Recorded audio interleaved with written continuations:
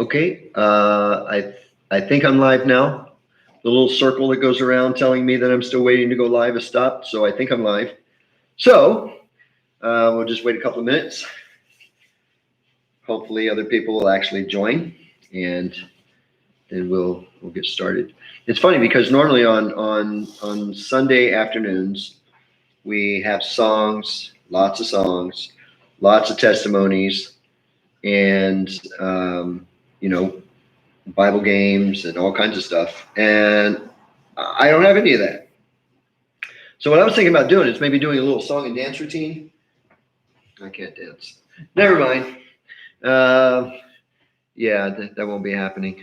I don't have any music anyway. I don't even have a pianist. It's sad, but it is what it is. So I guess I've dilly-dallied long enough for everyone to sign on. So Acts chapter 27 is where we'll start. And so I'm going to pray and then just kind of jump right into it. I thought maybe what I would do is, since, I have a little bit of extra time and, nothing really important going on, I thought I would just kind of do a quick refresher review and just kind of catch us up. And so let me pray. Father, thank you for your word. And Lord, as we get into this chapter now, Lord, it's a very interesting chapter with a lot of detail about areas in which, Lord, I don't know a lot about. And I've never been on a ship, and I've never certainly been to sea and seen the things that we find described here. So Lord, help me and give me clarity as I teach. And we ask this in Jesus' name. Amen. Okay, so the book of Acts, quick overview of the book of Acts. There's several ways that you can look at the book of Acts. You can look at it divided into three portions. Acts chapter 1, verse 8 is a good outline for these three portions, because when Jesus was talking to the disciples, he said that they would receive the Spirit and that they were to be witnesses both in Jerusalem and Judea and Samaria and the uttermost part of the earth. So you can kind of look at the book of Acts and see how that is happening. It kind of breaks down that way. But I don't think that that's necessarily a smooth outline, because you kind of jump back and forth a little bit. So that's not a hard and fast rule. Another way to look at it is to look at it as being divided, chapters 1 through 12 as being mostly Peter, and then chapters 13 through the end of the book as being mostly Paul.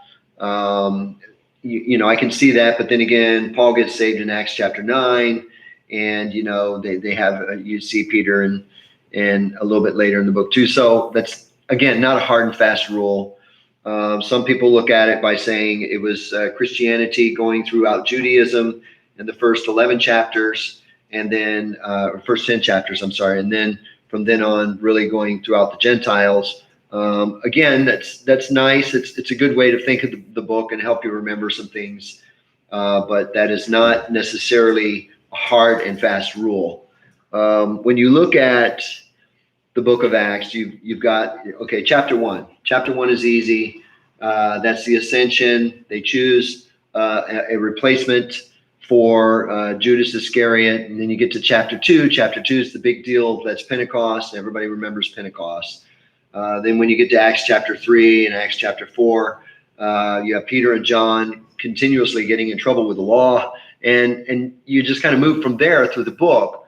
You get in chapter 5, you get Ananias and Sapphira and their fakery of saying that they did something that they didn't really do.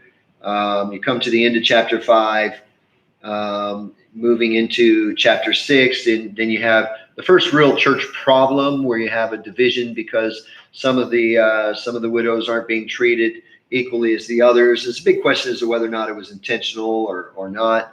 It doesn't matter, but what really came out of it was 7 men that are chosen, and often people say that those are the first deacons. However, the passage never really calls them that. But one of those men, his name is Stephen, and so by the end of chapter 6, Stephen is in trouble with the Sanhedrin. You get chapter 7, Stephen is preaching. It gets the Sanhedrin so mad they kill him. And then in chapter 8, you find the next guy, who is Philip, who is also one of the earlier ones mentioned. He goes to Samaria and preaches, and Samaria accepts the gospel, and Peter goes down to Samaria and that sort of thing. Then in chapter 9, when you get to chapter 9, that's where Paul gets saved. So that's a big chapter to remember. Chapter 10, we have the gospel going to the Gentiles, or Cornelius and his family gets saved. And then proceeding from there, what you really have is a chain of events. In chapter 11, Peter has to defend himself because the word that he was hanging out with Gentiles got to Jerusalem faster than he did, which is funny, because bad news travels faster than good news. And so that happens in chapter 11. Chapter 12, Peter gets thrown into prison. James is killed. The church is praying for Peter. Peter gets out of prison. He goes to the house, knocks at the door, and they're like, "Who is it?" He says, I'm Peter. Let me in.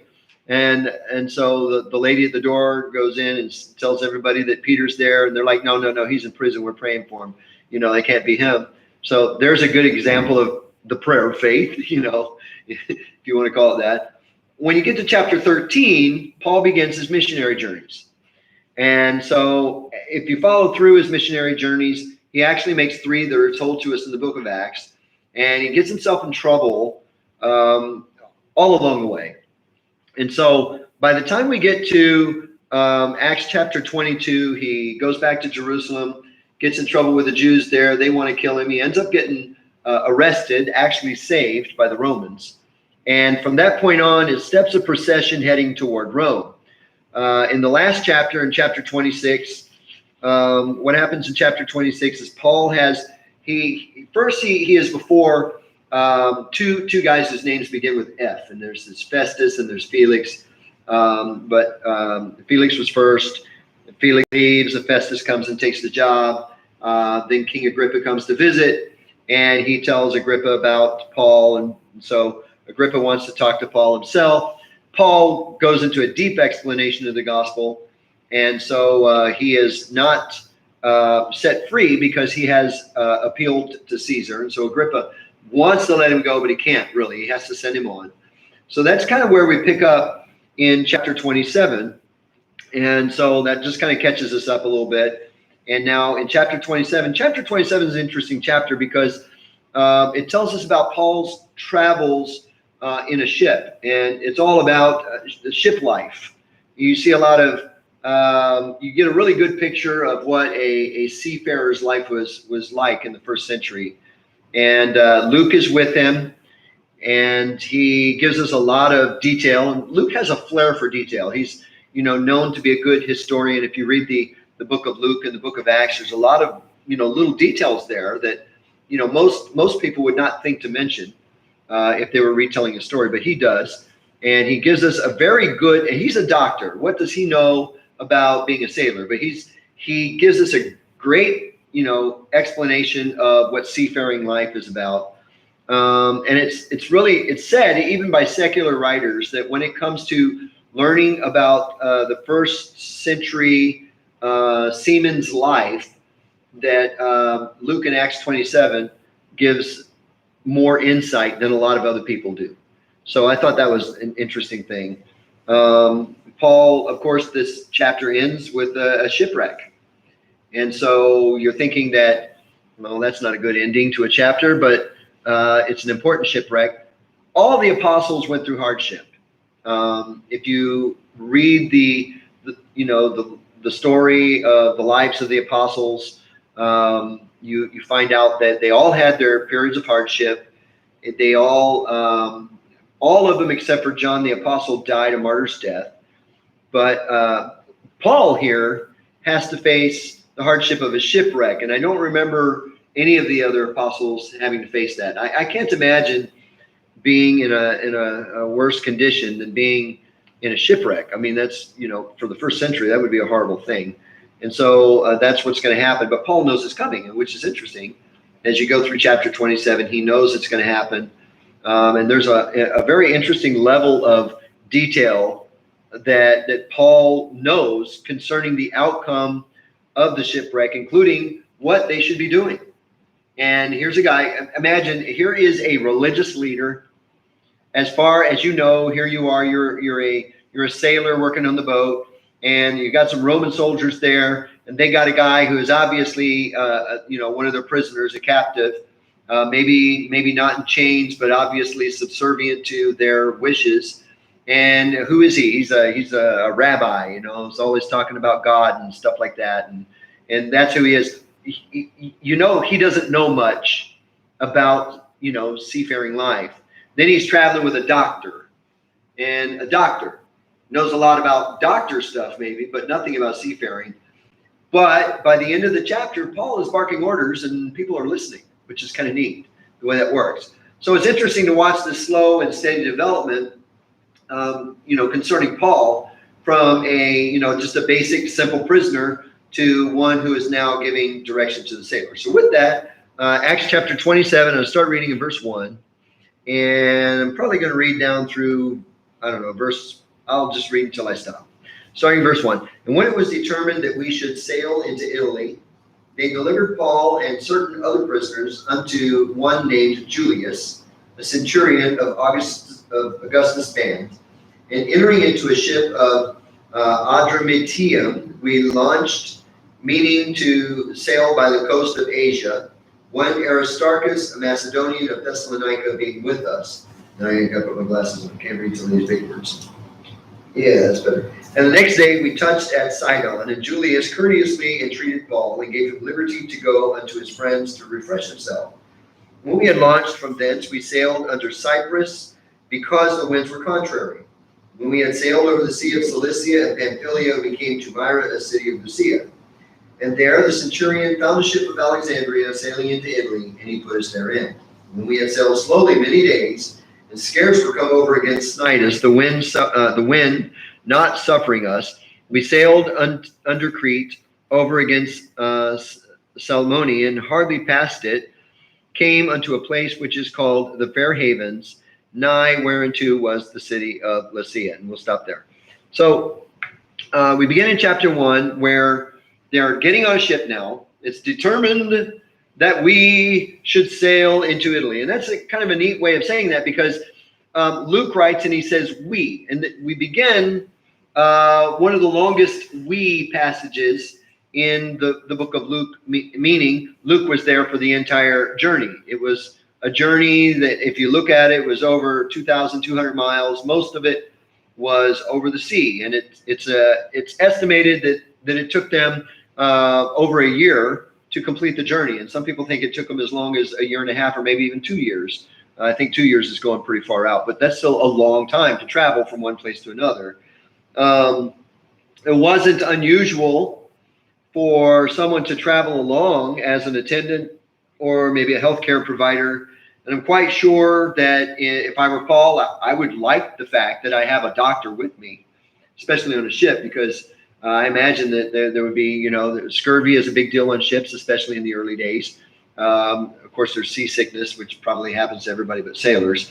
So I'm pretty sure that Paul was glad to have him around. And so they're sailing into Italy. And so they delivered Paul and certain other prisoners. So he wasn't the only prisoner there. There were others too. Unto one named Julius, a centurion of Augustus' band. So in this verse, we meet another kind-hearted soldier named Julius. And this is kind of interesting to me, because the Roman soldiers were not known to be the nicest people in the world. They were usually known to be very hard. And it was the thing to do. It was to be hard. I read somewhere that mercy, of course, mercy was in their language. There is a Greek word for mercy, so obviously mercy was in their language. But the Roman soldiers would say, mercy is not in my vocabulary. And in other words, they were never going to show mercy. So they were not known to be, kind-hearted people. But Julius is. He's a centurion, meaning he's not just an average soldier. He's got 100 people under him that serves under him. How many of those were on the ship? I don't think they were all on the ship, but I'm pretty sure he had a good group of soldiers with him. And so it says here that he was given certain prisoners under one Julius, a centurion of Augustus' band, which Augustus' band was, you think a band today, and you think guitars and drums, but it's not that. That's not the band that we're talking about. This was a specific special group of soldiers that numbered anywhere from 300 to 500 soldiers strong. So Julius would have been in charge of at least 1/3 to 1/5 of this band, Augustus band. And it's believed that it was an honorary title that was given to a regiment for valor in service. So these aren't just soldiers. He's not just a centurion. He is a big guy. That would be like like a General Patton level. Maybe not Patton, maybe somebody a little less than that. But he was somebody to be reckoned with as a soldier. And now Paul is under his care. And verse 2 says, and entering into a ship of Adramyttium, we launched, meaning to sail by the coast of Asia, one Aristarchus, a Macedonian of Thessalonica, being with us. So this first word, Adramyttium, was a town in Mysia, and it had a port on the northeast coast of the Aegean Sea. So keep in mind that where did they start from? They started from Caesarea. That's where he saw Felix and Festus and Agrippa. They're at Caesarea. And so they start from Caesarea. So the ship itself was from that port at Caesarea. So they did not travel from that port. They didn't expect the ship to take them all the way to Italy. That wouldn't have been expected. They expected that they would end up, hopping from ship to ship to ship. Back in those days, there weren't passenger ships. Nobody had passenger ships. There were cargo ships taking cargo here and there. And you could be a passenger on a cargo ship, but you rode with that ship to wherever its destination was, and you would get off there. Then you would catch another ship to go a little closer to where you were going until you finally got to the port you wanted to go to. And from there, of course, you would go on foot. And so this is what's happening. They're expecting to catch another ship. And according to Acts 27, verse 6, that's exactly what happens. They stop from this first ship, and then they get off and get on another one. And we meet a guy in verse 2 named Aristarchus. And Aristarchus is a Macedonian from Thessalonica, and he's traveling with them. And Paul, Colossians chapter 4, verse 10, Paul refers to Aristarchus as being a fellow prisoner. So he was not like Luke. It appears that Aristarchus was free to come and go if you kind of follow him through the New Testament. But he was a prisoner with Paul, and the reason for his rest here is not given in Scripture. It's clear that he was a believer with Paul, but he's not like Luke. There's nothing saying that Luke was ever, locked up as a prisoner. I'm sure he probably was at some point here and there, but it seems like Luke had a lot of liberty to come and go as he needed to. But Aristarchus is a fellow prisoner, so he's locked up with Paul, and that's where he meets him here in Acts 27 in verse 2. Aristarchus, who is a Macedonian. And so verse 3, it says, and the next day we touched at Sidon. So they're in the ship. The ship only travels for one day, and they touched at Sidon. In other words, they landed there at Sidon. And Julius courteously entreated Paul and gave him liberty to go unto his friends to refresh himself. This is interesting. Julius is a centurion. He's supposed to be the hard guy. He's supposed to be the hard-nosed soldier, the one that's, really tough and rough and tumble. But in one day's time, he has gone from, rough and tumble to let me show a little kindness to Paul. And we don't really know how all of that came about. We're not given a lot of details of their travel on that first day, but somehow it happens.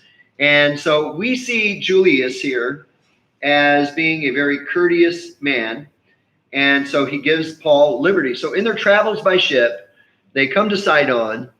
And Sidon was on the upper coast of the Mediterranean, about 65 miles from Caesarea. So they traveled in that first day, that distance.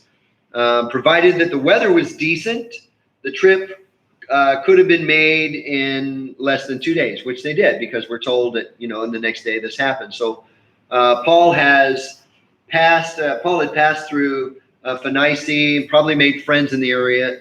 And so in verse 3, he's told that he's allowed to go see them. He's given liberty to go unto his friends to refresh himself. To me, this is interesting because he's a prisoner. He's a prisoner, And the guy who's supposed to be watching him says, yeah, go ahead, go see your friend and come back. We'll be launching tomorrow. Make sure you're back by about 8:30 though, okay? Most prisoners, what would they do? They'd be gone. They would bolt. They would run. They'd be out of there. Oh, you're going to let me go? Sure, thank you. Gone. But not Paul. Paul, of course, feels bound to go to Jerusalem anyway. So, I'm sorry, to Rome anyway. So it's very probable that Julius has a level of confidence in him. So we see in Acts 15 verse 3 that Paul had gone through this area, probably had friends in the area there at the time, and being a port city, it's probable that he passed through that very same port at other times. So it's not too unbelievable to know that Paul had friends in this area. So others believe that Julius himself might have actually been a believer, or maybe even become a believer later. I don't know. I can't really find anything in the Bible that points to that or nails it down. But some people think that, the Holy Spirit was just working on him, and that's why he was a softer case, and that's why he gave Paul so much liberty. So verse 4 says, and when we had launched from thence, when they left from this place, we sailed under Cyprus because the winds were contrary. I wish I could somehow put a map up so everyone could see the map and see the way that they're sailing. Maybe if you have access to a map, maybe in the back of your Bible, that's the 67th book of the Bible, right? You got Jude, Revelation, book of maps, right? So turn to the book of maps and you can see where you're sailing. But they sailed the Mediterranean Sea under Cyprus because, and this is where the trouble begins, the winds were contrary. It said that sailing the Mediterranean Sea from early October through the end of February was a very dangerous time to sail. Now they would do it because they had to move cargo, and so a lot of ships and ships captains would do that anyway. But they knew it was a dangerous time, and they knew that they were going to face hard storms and that sort of thing. So the fact that they come against the winds being contrary, this is nothing new. They're sailors. Surely they've been out on the sea during a storm before. It's not something that sailors take lightly, but they don't enter into a storm with fear and despair. Okay, there are certain things that they know that they can do. In this case, there's no storm; it's just the winds. So far, the winds are contrary, and so we see that the danger of the situation they're in. You see that in verse 4. If you look down at verse 7, it says, when we had sailed slowly many days and scarce were come over against night, as they sailed slowly many days because of, the bad conditions. Verse 9 tells us, now when much time was spent and when sailing was now dangerous. So you get these hints through Acts 27 of the danger of sailing at that time of year. Not to mention the rest of the chapter where Paul experiences a storm that causes a shipwreck. So here the winds are contrary, meaning they didn't blow the direction that they wanted them to blow. I have not really been sailing. I remember when I was young, I think I was about 20. I was about 16 or 17. And a friend of mine, his dad had a little 2 or 3 man sailing boat. So my buddy, he says, come on, let's go. So we went out and we wanted to go from one side of the bay to the other, but the wind was blowing this way. And so I was like, how are we going to do this? And he says, well, you got to angle your sail just right. You just catch the wind and it pushes you this way. And you go back and pushes you this way. And you just kind of zigzag back and forth, allowing the wind to push on the sail, which kind of pushes your boat forward a little bit. And I thought, oh, okay. So it took us a long time. Going back, it took us no time at all. We turned around and, man, the wind just took us. And we were back to the other side very quickly. And so I learned from that sailing against the wind is possible, but it's certainly not easy, and it takes a lot of time. And this is what they're against. They're against the winds. The winds are contrary. So they sailed under Cyprus because of the winds. So they're trying to avoid the winds as much as possible because, after all, they're sailors. They've got cargo. They're on a time, they're on a time frame, and they've got to get somewhere. So by sailing under Cyprus, they were able to use the island to break the wind which made the trip a little less dangerous than being out in the open sea, because in the open sea, the winds would have been very precarious and possibly even detrimental to their boat, which ultimately happens later anyway.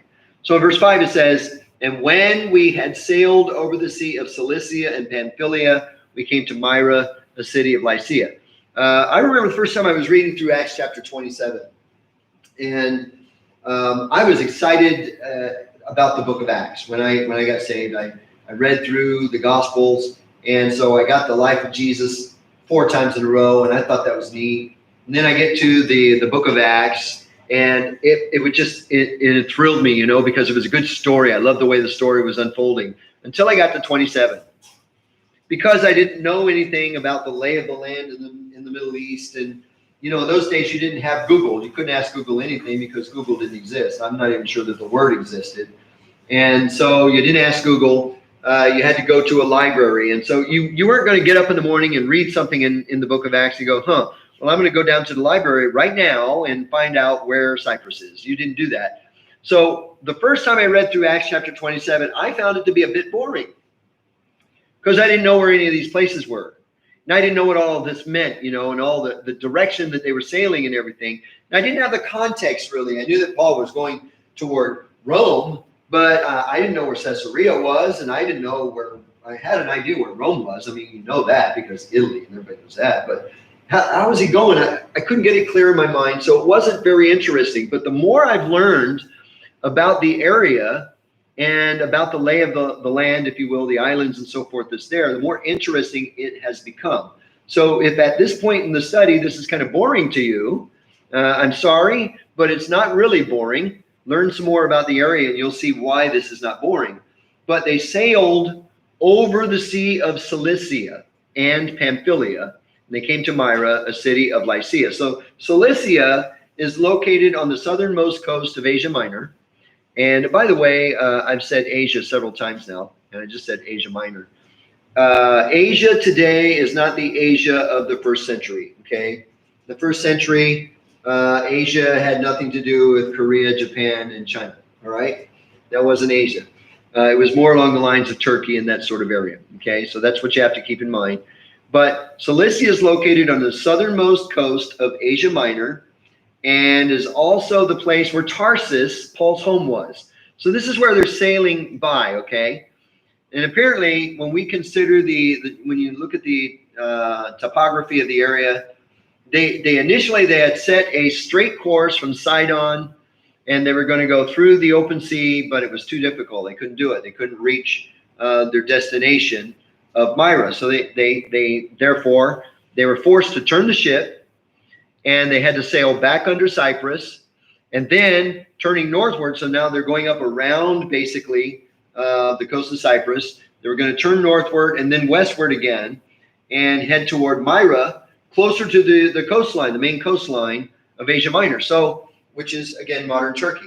So they're going to turn and just kind of go up, and there's another chute of water above Cilicia, and they're going to just kind of turn up and go through that way. That's their plan. More about that when we get there.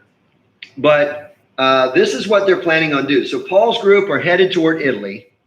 They're planning to hop ships to get there.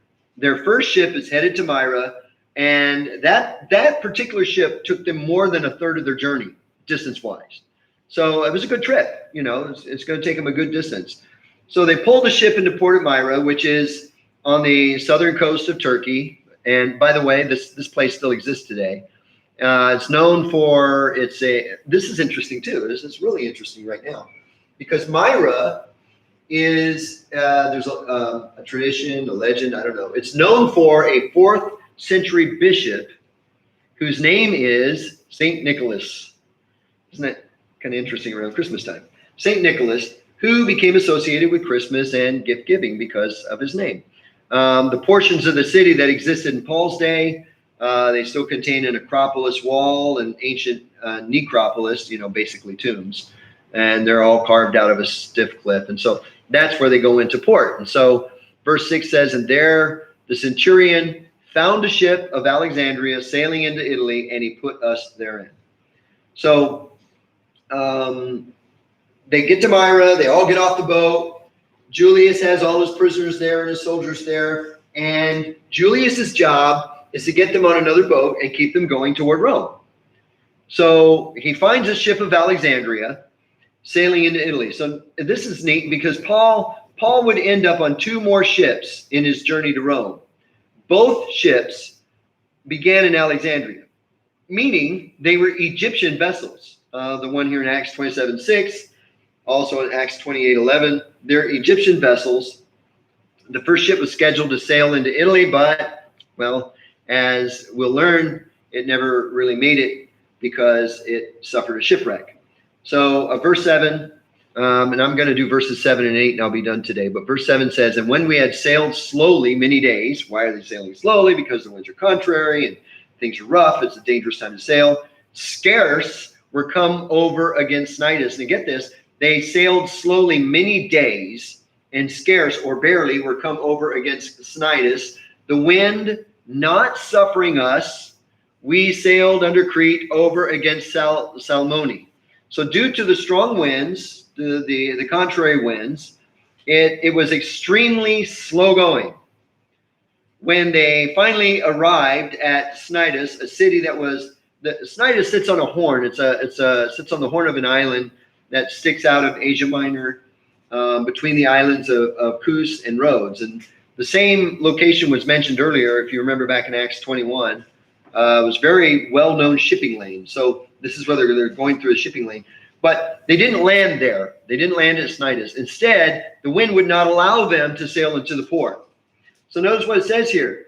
They scarce were come over against Cnidus, the wind not suffering us. We sailed under Crete over against Salmone. So even though they wanted to go into port there, the wind was so strong they couldn't do it. They had to keep on going. This is a strong wind. This is a wicked wind, and they can't move in there. So they don't land there. Instead, they sail on, and they end up sailing under Crete, close to a place that they called Salmone.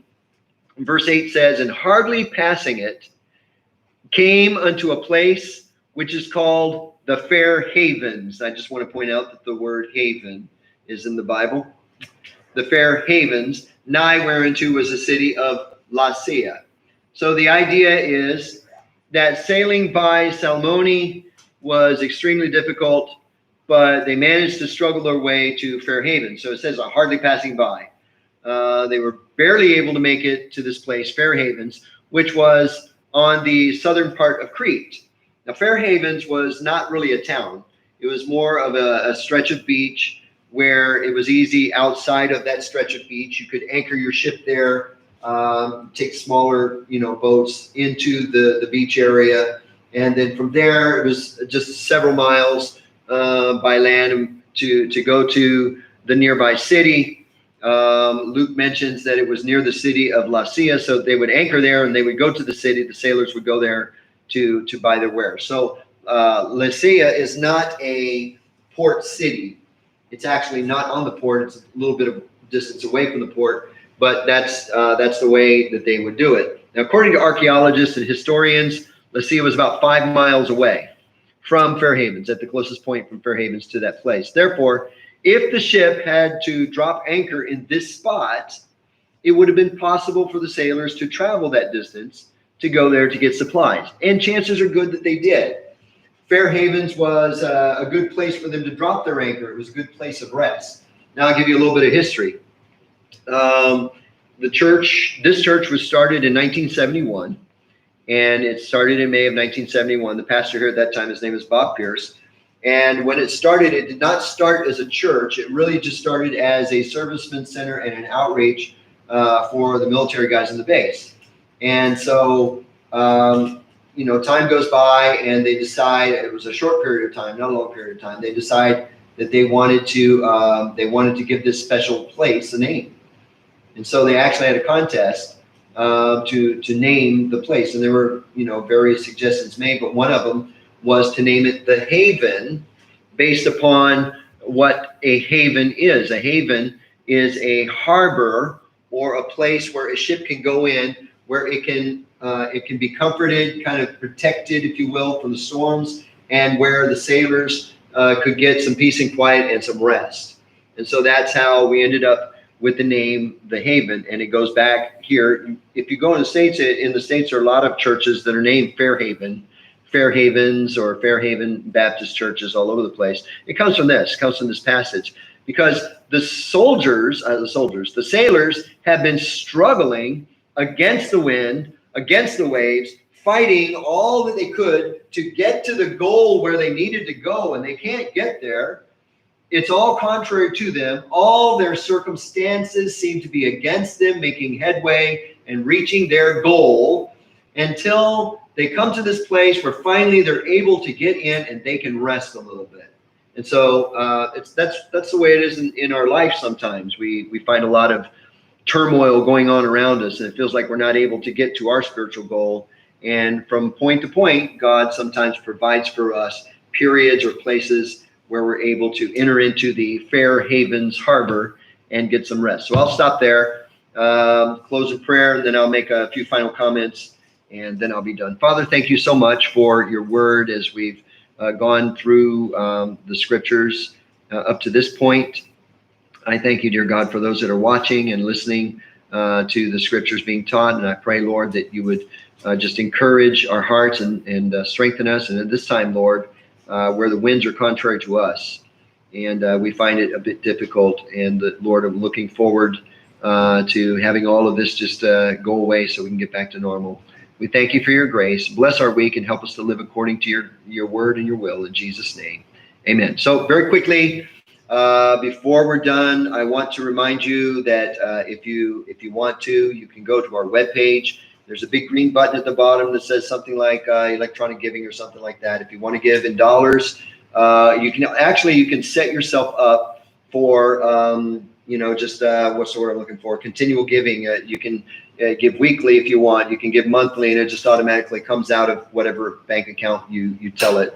You can do that if you'd like. Set that up, or if you want to just do a one-time giving, you can do that. On the Korean side of the house, in the chat room, there's a little banner at the top, and at that little banner at the top, it'll tell you the account number that you can send your tithes and offerings to. I want to remind you, we still have missionaries to support. We still have financial things to take care of and bills to pay. So please do not say, well, I'm going to hang on to this until we're all back into the church again. I don't know how long it's going to be. So if you normally give regularly at certain times, I would encourage you to go ahead and do that. That would be a great blessing and a great help to us. Also, do not forget, we still have a Missionary of the Week and Alumni of the Week. I'll still be sending out the bulletins. I normally send them out on Mondays and Tuesdays.